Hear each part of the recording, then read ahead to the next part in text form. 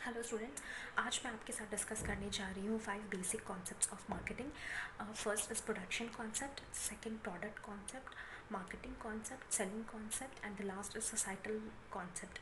Another is customer relationship management concept, which are uh, very much popular in today's scenario because today we all know customer are the kings.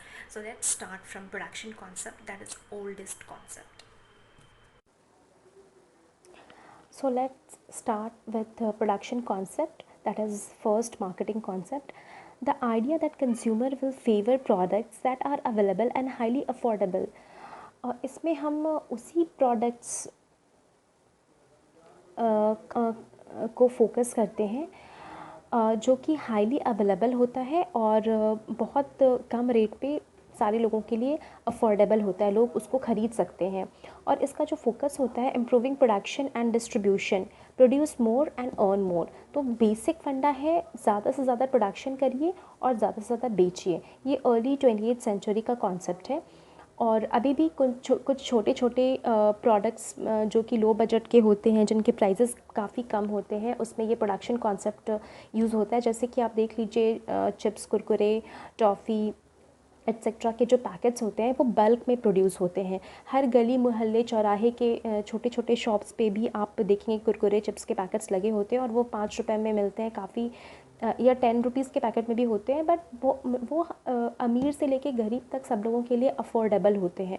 तो that is called production concept. अगर सारे गली मोहल्ले चौराहे पर, हर चौक चौराहे पर कुरकुरे और चिप्स के पैकेट अवेलेबल हैं तो लोग ईज़िली उसको परचेस कर लेते हैं। आप कहीं भी जा रहे हो और आ रहे हो, एक्सेसिबल है, तो वो बहुत ईज़िली एक्सेसिबल है। इसलिए आप गाड़ी से, रिक्शा से, स्कूटी से, बाइक से, जिस किसी चीज़ से भी जा रहे हो, आप वहाँ तुरंत उतरते हो और 5 रुपए की वो पैकेट ले या 10 रुपीज़ का पैकेट्स लेके ही किसी रिलेटिव्स के घर जाते हो। तो दैट इज़ प्रोडक्शन कॉन्सेप्ट। जितना ज़्यादा प्रोडक्शन होगा, जितना ज़्यादा अवेलेबल होगा जो वो प्रोडक्ट मार्केट में, उतना ज़्यादा उसका सेल होगा।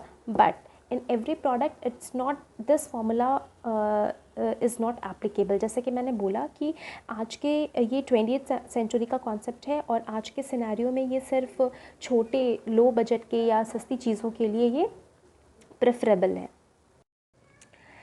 Next is product concept. Product concept, the idea that consumers will buy such products that offer the most quality, performance and features. तो पहले हम प्रोडक्शन कॉन्सेप्ट में बात कर रहे थे हाईली अवेलेबिलिटी की और अफोर्डेबिलिटी की। अब यहाँ हम बात कर रहे हैं क्वालिटी और परफॉर्मेंस की। जिस प्रोडक्ट की क्वालिटी बहुत अच्छी होगी, उसका परफॉर्मेंस अच्छा होगा, ड्यूरेबिलिटी अच्छी होगी, उसके फीचर्स अच्छे होंगे, लोग उन्हें परचेस करेंगे ही करेंगे। जैसे कि एप्पल फ़ोन, कई लोग होते हैं वो चाहते हैं कि थोड़ा सा पैसा लग जाए पर हमारे पास एक ऐसा प्रोडक्ट आए जिसकी ड्यूरेबिलिटी हो, उसका परफॉर्मेंस अच्छा हो, उसकी क्वालिटी अच्छी हो, ताकि वो लॉन्ग टर्म में हमारा साथ दे। So the focus on continuous product improvements. In short, the idea says earn more by providing quality products with unique features at lower cost. तो प्रोडक्ट कॉन्सेप्ट में ये है कि प्रोडक्ट की क्वालिटी पर फोकस करते हैं, ना कि उसके प्रोडक्शन पे कि कितना नंबर ऑफ प्रोडक्ट्स मार्केट में अवेलेबल हैं। Third is selling concept. The idea that consumers will not buy enough of the firm's products unless it undertakes a large scale selling and promotion effort. Selling concept में है की जो सबसे खासियत ये है कि लोग उस प्रोडक्ट को ख़रीदते नहीं हैं, फर्म्स को बहुत एफर्ट लगाना पड़ता है। Until and unless promotional efforts ना लगाया जाए, लोग उसे ख़रीदते नहीं हैं। तो सबसे पहले 20th सेंचुरी में प्रोडक्शन कॉन्सेप्ट आया और देन प्रोडक्ट कॉन्सेप्ट आया। फिर 1930s के टाइम पे बीओपी क्राइसिस हुई, इकॉनमी में स्लो डाउन हुआ और उस ड्यूरेशन में हमारा कॉन्सेप्ट बदल गया। क्यों बदल गया? क्योंकि लोगों के पास ख़रीदने के लिए पैसे नहीं थे, हालात अच्छी नहीं थी इकॉनमी की, तो लोग बहुत सोच समझ के ख़रीदते थे। तो बस it focuses on creating sales transaction rather than long term profitable relationships. तो यहाँ पे हम कस्टमर से लॉन्ग टर्म रिलेशनशिप्स करने के बजाय हम फोकस करते थे कि जैसे भी करके अपने सामान को बेच दो। ये था सेलिंग कॉन्सेप्ट। और इसमें फोकस क्या किया जाता था कि ज़्यादा से ज़्यादा प्रमोशनल एफर्ट्स डालें। किसी तरीके से बहुत सारे सेल्समैन हायर किए गए और किसी प्रोडक्ट के ऊपर काफ़ी ज़्यादा मार्केटिंग या सेलिंग में, एडवर्टीज़मेंट में काफ़ी ज़्यादा इन्वेस्ट किया गया ताकि जो हम सामान बना रहे हैं वो लोगों तक पहुँचे. So this is selling concept. Fourth is marketing concept, the idea focusing to know the needs and wants of target markets and delivering the desired satisfaction better than competitors. तो इसमें बेसिकली हम फोकस करते हैं कि customers का needs क्या है, उनकी वांट्स क्या है, जो भी हमारा टारगेट मार्केट है वो कौन सा है और उसमें हम जो डिलीवर कर रहे हैं जो भी गुड्स एंड सर्विसेज वो सेटिस्फैक्ट्री है कि नहीं हमारे अदर कॉम्पिटिटर्स के अकॉर्डिंगली.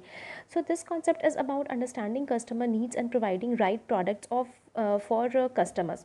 तो बेसिकली हम देख रहे हैं कि मार्केटिंग कॉन्सेप्ट में हम क्या करते हैं कि इंडिविजुअल हमारे जो कस्टमर हैं उनके डिज़ायर्ड वांट्स क्या हैं उनको सेटिस्फाई करना हमारा मेन मकसद है, ना कि अपने किसी भी प्रोडक्ट को बेच देना या फिर क्वालिटी प्रोवाइड करना.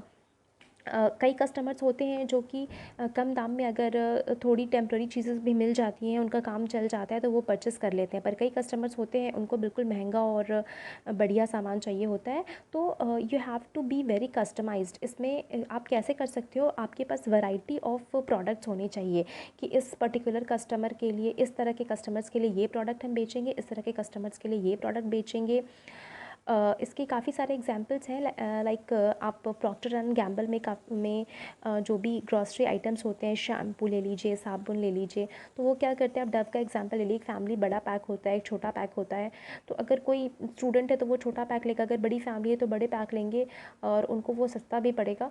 तो इट डिपेंड्स कि किस कस्टमर को क्या चाहिए, उसके अकॉर्डिंग आप कस्टमाइज़ करें अपने प्रोडक्ट्स को. In contrast between sales and, ये डिफरेंस है सेल्स और मार्केटिंग कॉन्सेप्ट में. सेलिंग कॉन्सेप्ट में क्या होता था कि स्टार्टिंग पॉइंट फैक्ट्री से स्टार्ट होता है कि हम अपना सामान बनाएं और फोकस प्रोडक्ट्स पे होता है कि प्रोडक्ट्स की क्वालिटी और उसके फीचर्स अच्छे होने चाहिए. और मींस क्या होता है, सेलिंग एंड प्रमोटिंग, हमें अपने सामान को बेचना और प्रमोट करना है. और एंड किस चीज़ पर होता है, प्रॉफिट थ्रू सेलिंग वॉल्यूम्स. ये हो गया हमारा सेलिंग कॉन्सेप्ट. और मार्केटिंग कॉन्सेप्ट में हो गया कि selling is the last part. First is target market. आप पहले टारगेट मार्केट बनाओ, फोकस करो कि हम किस ग्रुप को टारगेट कर रहे हैं, चिल्ड्रन को कर रहे हैं या ओल्ड एज को कर रहे हैं. देन कस्टमर नीड्स, उनकी नीड क्या है. फिर इंटीग्रेटेड मार्केटिंग, मतलब उनके अकॉर्डिंग आप कस्टमाइज प्रोडक्ट्स बनाओ. Profit through satisfaction customer. तो मार्केटिंग कॉन्सेप्ट में मैंने पहले भी कहा है कि जो प्रॉफिट होता है वो सिर्फ सेल्स वॉल्यूम के थ्रू नहीं होता. सेलिंग कॉन्सेप्ट में जो प्रॉफिट होता है वो सेल्स वॉल्यूम के थ्रू होता है, पर मार्केटिंग कॉन्सेप्ट में होता है कस्टमर सेटिस्फैक्शन के थ्रू होता है. क्यों? बिकॉज एक बार अगर कस्टमर सेटिस्फाई हो जाए तो वो रिपीट परचेस करेंगे and they are going to be your life time customer. That's it. Next is societal marketing concept. It holds that marketing strategy should deliver value to customers in a way that maintains or improves both customer and the society well-being. तो basically societal marketing concept में क्या होता है कि हम सिर्फ उन्हीं products या उन्हीं सर्विसेज को प्रमोट करते हैं जो कि सोसाइटी के लिए बेनिफिशियल हो. लाइक पहले आपने देखा होगा कि टीवी पे सिगरेट और काफ़ी गुटखा वगैरह के ऐड आते थे और अब वो बैन हो गया है टीवी पे आना.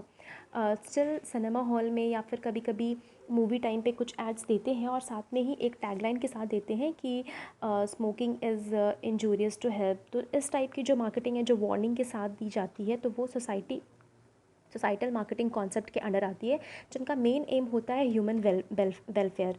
तो वांट, सेटिस्फैक्शन या प्रॉफिट इनके लिए सेकेंडरी होता है, जो बेसिक होता है welfare. And the last is customer relationship management. It is the process of building and maintaining profitable customer relationship by delivering superior customer value and satisfaction. तो customer relationship management में हम किसी भी कस्टमर के साथ long term relationship बनाते हैं. ऐसा नहीं कि एक प्रोडक्ट सेल कर दिया और मैक्सिमम बेनिफिट ले लिए, ऐसा नहीं है. हम उन्हें अच्छी क्वालिटी की, अच्छे फीचर्स का प्रोडक्ट्स प्रोवाइड करते हैं और चाहते हैं कि वो कस्टमर बार बार हमसे वो प्रोडक्ट परचेज़ करें और हम उनके साथ आफ्टर सेल रिलेशनशिप मेंटेन करते हैं. लाइक हमने एक फ्रिज सेल कर दिया तो प्रॉफिट हमारा हो गया, हमें प्रॉफिट मिल गया. देन वॉट अब नेक्स्ट क्या है, फिर 1 साल के बाद जब उनके सर्विसिंग की टाइम आती है तो हम उन्हें free of cost service provide करते हैं या फिर कुछ मेंटेनेंस की फैसिलिटीज़ देते हैं। आफ्टर सेल सर्विसेज प्रोवाइड करने से उनका जो फेथ है वो हमारी कंपनी, हमारे ब्रांड के लिए बढ़ जाता है, और इस तरह से हमारा जो रिलेशनशिप है वो मोर देन कस्टमर हो जाता है। हम उनके साथ फैमिली की तरह ट्रीट करते हैं। And this is the demand of the era. कोई नहीं चाहता है कि हम जब कोई भी प्रोडक्ट ख़रीदें तो बस ख़रीदें और उसको यूज़ करें और काम ख़त्म। नहीं, वो चाहते हैं कि जो प्रोडक्ट हमें मिल रहा है उसके साथ हमें आफ्टर सेल सर्विसेज भी मिले, और आफ्टर सेल सर्विसेज के लिए आप ईयरली उनसे कांटेक्ट करते हैं, उनको विश करते हैं फ़ोन्स के थ्रू, मेल्स के थ्रू, मैसेज के थ्रू उनको ग्रीट करते हैं, और इस तरह से उन्हें आप फैमिली मेम्बर की तरह ट्रीट करते हैं। और उससे फ़ायदा क्या होता है कि वो आपके ब्रांड के लिए, आपके प्रोडक्ट के लिए वो बहुत लॉयल हो जाते हैं, और ऐसे कस्टमर्स लॉन्ग टर्म में बहुत बेनिफिट देते हैं। वो कैसे? क्योंकि वो आपके साथ रिपीट परचेसिंग करते हैं, उनका फेथ लेवल इतना इंक्रीज़ हो जाता है कि वो आप पे कंप्लीट फेथ करते हैं। वो आपके लिए अच्छी बातें, मतलब वर्ड ऑफ माउथ क्रिएट करते हैं, जिससे कि सोसाइटी में आपके लिए, आपके प्रोडक्ट्स के लिए पॉजिटिव फीडबैक जाता है, और उससे वर्ड ऑफ माउथ के थ्रू 1 से 2, 2 से 10, 10 से 20 और वैसे लिंक क्रिएट होता है, और आपके कस्टमर डेटाबेस बढ़ते जाते हैं। So it's all about marketing concept. I hope कि आपको ये सारे कॉन्सेप्ट अच्छे से समझ में आ गए होंगे। All the best for your assignments. Take care, good night.